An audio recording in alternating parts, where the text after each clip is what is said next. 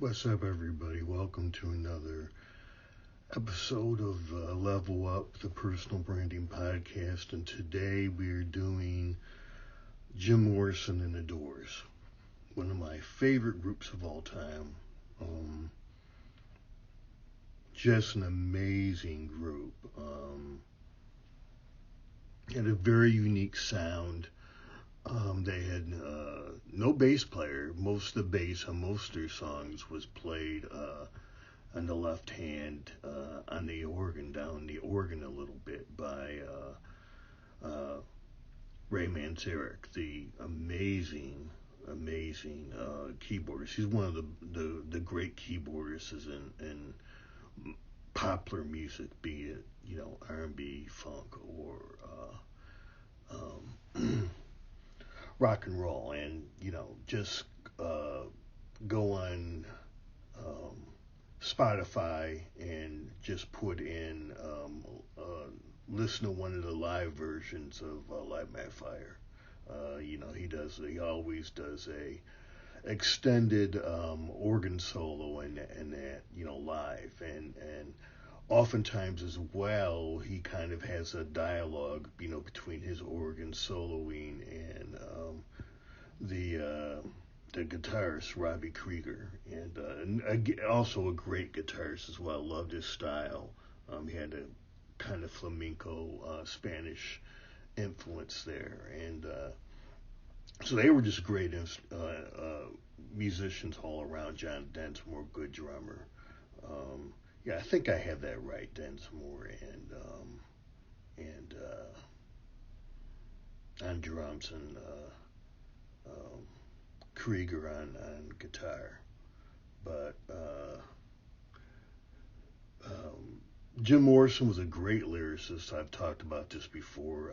To me, one of the greatest lyricists of all time, and he just kind of brought this mysticism to their music. And I pronounced it, shaman. Some say shaman, but he was definitely a musical shaman. I never wrote with shaman. I like those sounds of that better. I think either way works, and I don't know if there's a strict British/American split on the pronunciation, but we're rolling with shaman for today. So Rolling Stone lists, they did a list of the 100 greatest musical acts of all time, and the Doors were number 41, and the Doors went into the Rock and Roll Hall of Fame in 1993. They disbanded in 1973, and there's a 20-year waiting period to get in the Rock and Roll Hall of Fame from your first album. So I don't know if it's from your first album or your last album, but 20 years after they broke up, they were in the Rock and Roll Hall of Fame, and they were in there pretty quickly compared to a lot of their peers. So branding. I mean, when I think of the Doors, I think of just the lyrics and the mysticism of Jim Morrison. The persona he had of the Lizard King, and I think find the celebration of a lizard and just listen to the music, and then just the mythology that he builds around this this persona of the Lizard King. And Jim Morrison was really rock and roll's first bad boy. The Stones are interesting because they came off as bad boys, but they some of them were bad boys. Mick on the Sly really is not a bad boy. Keith Richards, he's a bad boy. I don't even know where to start with Brian Jones. He's a piece of work, because bad boys are lovable, but Brian Jones had some issues. But when it comes to Bill Wyman and Charlie Watts, I mean, they weren't bad boys. They were family men. But these were groups. I think that the Who were legitimate bad boys all around.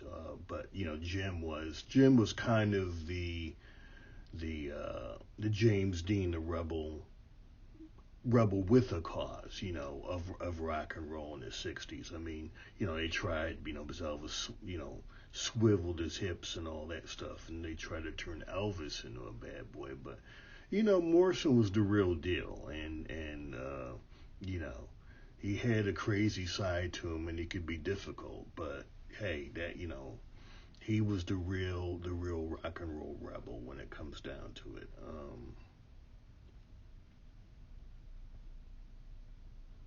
Interestingly enough, Jim was an anti-war activist, and his dad was a officer, I believe, in the Navy, and a career officer, and so Jim never saw eye to eye with his dad. Jim was pretty, also I think the king of the counterculture. I mean, him and later, in the early '70s, towards the end of the Vietnam War, John Lennon stepped into that after the breakup of the Beatles. But, kind of Jim Morrison was the first as far as like that king of the counterculture. So what do I love about the Doors? Where they were, as I said earlier, they were great musicians, really good, and they were unique. I mean, Robbie Krieger is a unique guitarist. John Densmore was a unique. He meshed very well with Robbie Krieger's style. He could, he could bring, he was able to bring that kind of that Spanish drum style in with Krieger's guitar playing, and and of course, one of the great keyboard players in history was Ray Manzarek, and then you had, the great frontman, the first great frontman of all was Jim Morrison. It was interesting because Jim was pretty shy growing up, and early on he would perform with his back to the audience when they first started out at Whiskey. Well, I think they started out at the Troubadour, but they then in L.A. at the Whiskey Go Go. That's when they really became the it band locally, and Jim kind of came into his own and became a great a performer. And I think of this era, of the '60s. Slightly, I think the Doors nudge the Rolling Stones as probably the best rock act of this era. Not including Hendrix. Hendrix is a category on himself, but the typical rock band with a front man. Slight edge, I think, but in the '70s, of course, the Rolling Stones kind of, snatch that mantle and run with it. And when you take all the frills away, Kiss and Alice Cooper and that kind of, the explosions, and Motley Crue. I think just picking up instruments and playing live, to me, the Rolling Stones are the greatest live rock band of all time. But yeah, so that's one of the reasons why I really love the Doors. Secondly, they really brought mood to their music. Unlike anybody, very few bands. The other band, that kind of rock band that comes to mind is Pink Floyd, and then hip hop is Migos. And I'm gonna do both of them. I think I'm gonna do the music of Pink Floyd because Pink Floyd, they let the music do the talking. The music was their brand, but there is a brand aspect to the success of Pink Floyd that I'll get into when I do that episode. But yeah, Migos is the other, to me, like, musical act that's really, really good at setting mood. There's an old saying for writers when you go to writers' workshops, don't tell, show. And, for music, it's not followed, or it's hard for a lot of acts and songwriters, but, don't tell, make them feel. and that's kind of, the Doors are really good at that. And Doors were also good at kind of throwing conflicting styles in their music in the same songs. You're like, that shouldn't work, but it does. And this the imagery and the symbolism that Jim Morrison would use in his lyrics. I mean, I that that's why to me he's one of the top 5 lyricists of all time.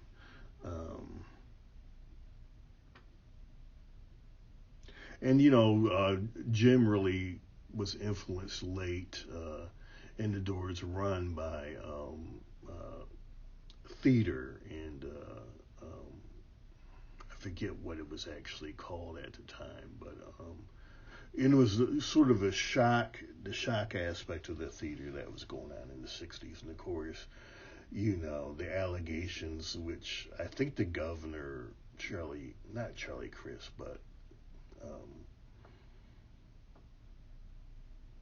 the now senator, basically pardoned Jim for the whole Miami, situation where they, accused Jim of whipping out his junk on stage. Never proven, but, it kind of basically led to the downfall of the Doors, because, they couldn't get any more live gigs in the U.S. after that.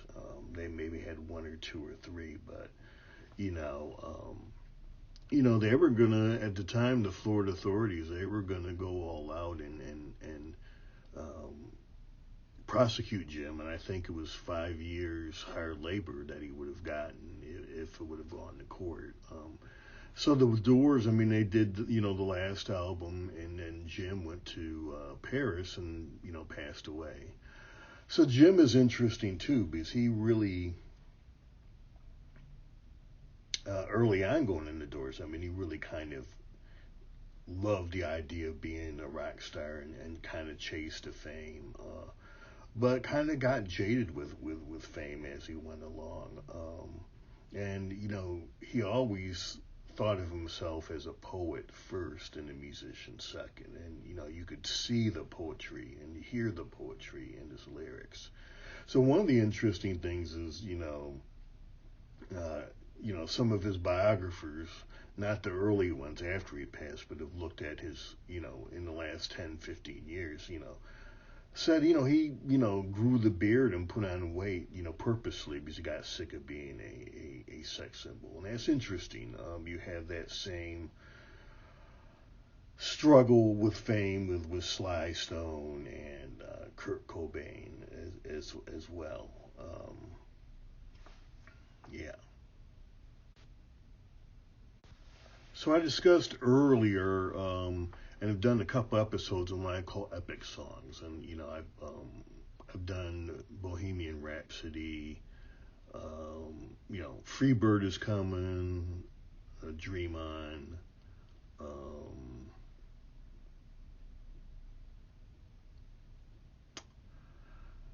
Stairway to Heaven, and then Sweet Child of Mine and November Rain.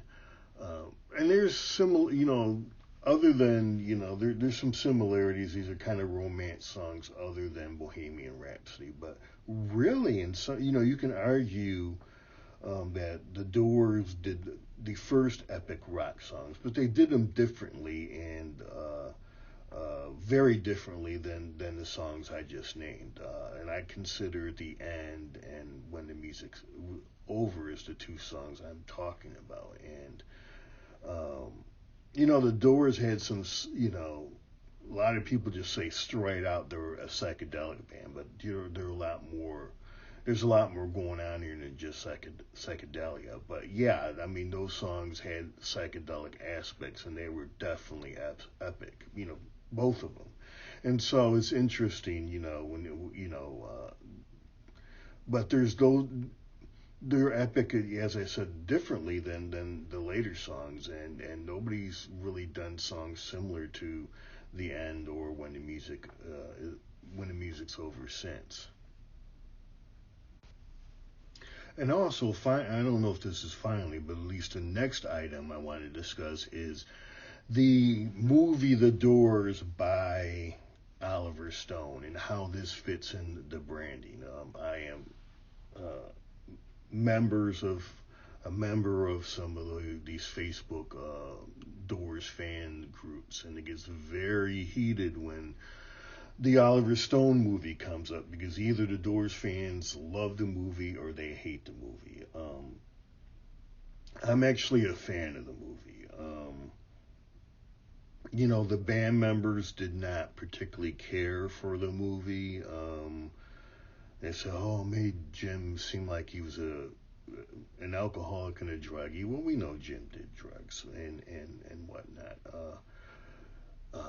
One of the criticisms, one of the themes in some of the criticisms of the movie on these Facebook groups is that, oh, well, Jim had this high IQ, and the movie doesn't really convey how smart Jim was, and I'm like, that's not why folks love the Doors. I mean, I obviously Oliver Stone takes some, liberties with some stuff, and like, most Hollywood movies, he combines different characters and different incidents into one. But the essence of Jim, I think the movie captures that, and that, he's a rebel.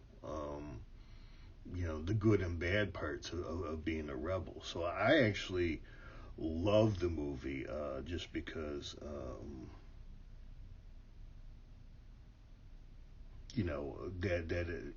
that's why Jim was Jim, and people love him so much, as he was a very free spirit, and that comes out in the movie. So yeah, I mean, I think branding wise, you can't expect I think when it comes to Hollywood movie, as a music artist, you want them to hone in to the essence of you, and i.e. your brand, and capture that in a movie. And I think the Doors movie does that. I mean, uh, I just think Oliver Stone does a great job in in portraying Jim.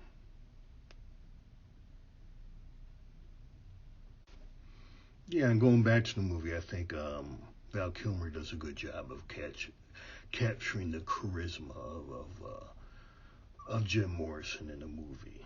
So so briefly, I mean, I'm gonna do some more print stuff, so I'll get to this. But I think good movies when it comes to branding. Obviously, I think The Doors did a good job. I think Purple Rain did a good job. I also think Bohemian Rhapsody did a good job. I thought Ray was so-so. I thought Fox did a really good job of portraying Ray, and really had to walk down him, and as an actor, really getting the craft down. But I don't get the as I dived into the history of music, I really got an understanding of the how important Ray Charles really was to music. I don't recall getting that when seeing the movie. It's been a while since I've seen the movie. The other one is Walk the Line. I'm a big Johnny Cash fan, but and this is Johnny. Johnny signed off on this. This is the movie he wanted. I don't dislike the movie, but I don't. It's more. It's a romance, and but there's definitely room, in my opinion, for another Johnny Cash Hollywood movie. So hopefully down the road, we'll walk the line and get another Johnny Cash movie. So, the Doors and Brandy, I mean, they had a very unique sound. Nobody has sounded anything like them since. I think they really worked hard and tried to push the boundaries to get that unique sound. They are one of the more unique sounding bands from the 60s, and the body work speaks for itself. You know the awards, the Rock and Roll Hall of Fame, all of that stuff. But they, and as Embrace Your Weird Jim definitely did that. he let the poet in him come out. They did a very good job of kind of letting everybody shine, particularly the live stuff. And even on, we got to see just how good of musicians all four of these guys really were. And so, yeah, there's a lot branding, when it comes to branding going on here. So, yeah, that's it for this episode. One of my top 5 bands of all time. So hit the like button, subscribe to the channel. Hey, I got 4 albums. I did some, work this weekend on my 5th album is coming along nicely. So check it out here on the channel or all the streaming services. And again, I got 2 novels and a novella on science fiction and fantasy on Amazon. So thank you for your support and look forward. Hopefully you'll come back for more episodes.